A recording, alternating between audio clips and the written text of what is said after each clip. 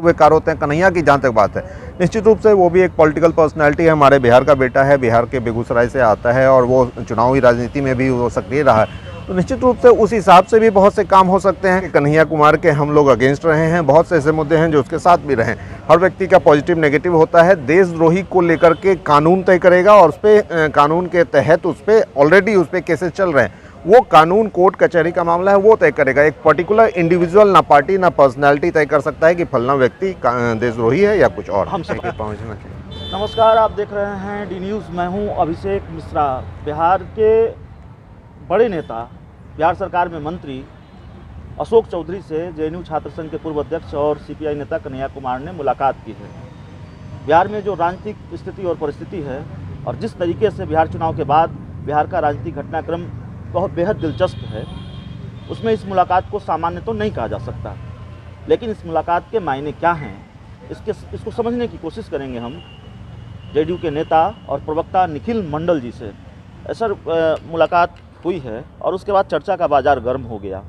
अब मुलाकात के मायने क्या हैं, आपसे बेहतर कौन बता सकता है? देखिए, जब दो पॉलिटिकल पर्सनालिटी मिलते हैं तो इस तरह के मायने जरूर निकाले जाते हैं, लेकिन मायने कुछ होता नहीं है। दरअसल जब आप किसी राजनीतिक दल के किसी नेता से मिलते हैं या मिनिस्टर से मिलते हैं या चीफ मिनिस्टर से मिलते हैं, तो निश्चित रूप से आप कहीं ना कहीं किसी न किसी ज़िले या किसी क्षेत्र से जुड़े हुए होते हैं। तो आप उनके कुछ दुख सुख में साथ देना चाहते हैं या किसी के फंसे हुए कार्य को सुचारू रूप से चलाने के लिए मिलते हैं। बहुत से क्षेत्र से जुड़े हुए कार्य होते हैं। कन्हैया की जहाँ तक बात है, निश्चित रूप से वो भी एक पॉलिटिकल पर्सनैलिटी है, हमारे बिहार का बेटा है, बिहार के बेगूसराय से आता है और वो चुनावी राजनीति में भी वो सक्रिय रहा है। तो निश्चित रूप से उस हिसाब से भी बहुत से काम हो सकते हैं। इसके अलावा जो अशोक चौधरी जी का नाम आप ले रहे हैं, तो उन्होंने भी स्पष्ट रूप से कह रखा है कि ये एक पर्सनल मुलाकात, सामान्य मुलाकात थी, इसमें कुछ राजनीति खोजने का है नहीं। तो बस यही है। इस पर राजनीति की बेहतर समझ आप हमसे ज़्यादा आपको है। क्या जो मौजूदा स्थिति और परिस्थिति है, उस मौजूदा स्थिति और परिस्थिति में आप इस मुलाकात को सामान्य मुलाकात कर सकते हैं? आप इस बात को खारिज कर सकते हैं कि कन्हैया कुमार और अशोक चौधरी की मुलाकात हुई है तो इसकी कोई राजनीतिक वजह नहीं है? नहीं, क्यों नहीं कह सकता हूँ। मैंने क्या कहा कि अशोक चौधरी जी एक मंत्री भी हैं, एक विभाग के मंत्री भी हैं और निश्चित रूप से लोग अलग अलग, अब क्या मुख्यमंत्री से अलग अलग दल के लोग मिलने आते हैं तो इसका क्या मतलब कि वो कुछ और खिचड़ी पकड़ी है? ऐसा नहीं होता है। देखिए, कार्यों को लेकर भी लोग मिल सकता है। अगर इस तरह का परसेप्शन बनाया जाए तब तो किसी दूसरे दल के नेता या विधायक किसी मंत्री से मिलने ही नहीं जाए कि ऐसी तस्वीर आ जाएगी फिर जाके कुछ और कयास लगाया जाएगा। ऐसा होता नहीं है। अब काम के लिए अक्सर मिलते हैं और मिला खिचड़ी पकी है। सर, जमा खान विकास कार्यों को लेकर मिलते हैं, सुमित कुमार सिंह विकास कार्यों को लेकर मिलते हैं, राजकुमार सिंह विकास कार्यों को लेकर मिलते हैं। हालांकि राजकुमार सिंह वाला विकास अभी नहीं हुआ है। AIMIM के 5 विधायक विकास कार्यों को लेकर मिलते हैं। सुमित कुमार सिंह मंत्री हैं, जेडीयू में तो नहीं है लेकिन निर्दलीय हैं, मंत्री हैं। जमा खान मंत्री हैं, जेडीयू में हैं। तो उदाहरण तो है पहले से। नहीं, देखिए, एक उदाहरण को लेकर के आप पूरा उसका ज्योग्राफी हिस्ट्री एक ही समान नहीं बना दीजिएगा।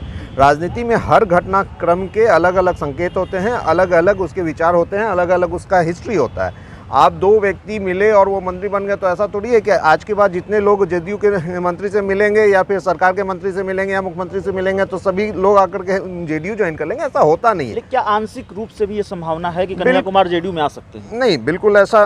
ये देखिए, कोई भी व्यक्ति किसी दल से दूसरे दल से जब भी जेडीयू में आते हैं तो वो शीर्ष नेतृत्व तय करते हैं। ये मेरे अधिकार क्षेत्र से बाहर का सवाल है। प्रवक्ता कोई ये तय नहीं करता कि कौन व्यक्ति आने वाला।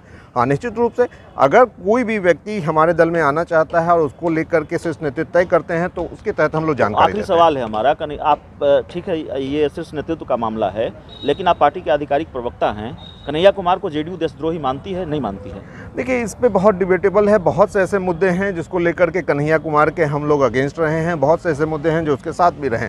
हर व्यक्ति का पॉजिटिव नेगेटिव होता है। देशद्रोही को लेकर के कानून तय करेगा और उस पर कानून के तहत उस पर ऑलरेडी उस पर केसेस चल रहे हैं। वो कानून कोर्ट कचहरी का मामला है, वो तय करेगा। एक पर्टिकुलर इंडिविजुअल ना पार्टी ना पर्सनैलिटी तय कर सकता है कि फलना व्यक्ति देशद्रोही है या कुछ और। हमसे बात करने के लिए बहुत बहुत धन्यवाद निखिल मंडल जी आपका। और तो निखिल मंडल थे हमारे साथ और कुछ सवाल थे कन्हैया कुमार को लेकर जिसका जवाब तलाशने की कोशिश हम लगातार कर रहे हैं।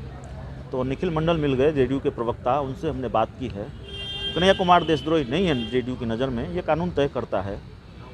जेडीयू ये कह रही है। कन्हैया कुमार जेडीयू में आएंगे नहीं आएंगे ये जेडीयू का शीर्ष नेतृत्व तय करेगा। कन्हैया कुमार जेडीयू में आएंगे ही नहीं, ये नहीं कहा जा रहा है। बाकी चीज़ें आप समझ सकते हैं और बहुत आसानी से समझ सकते हैं। इस इंटरव्यू में इतना ही। इंटरव्यू अच्छा लगे तो शेयर कर दीजिए, सब्सक्राइब कर दीजिए। Thank you.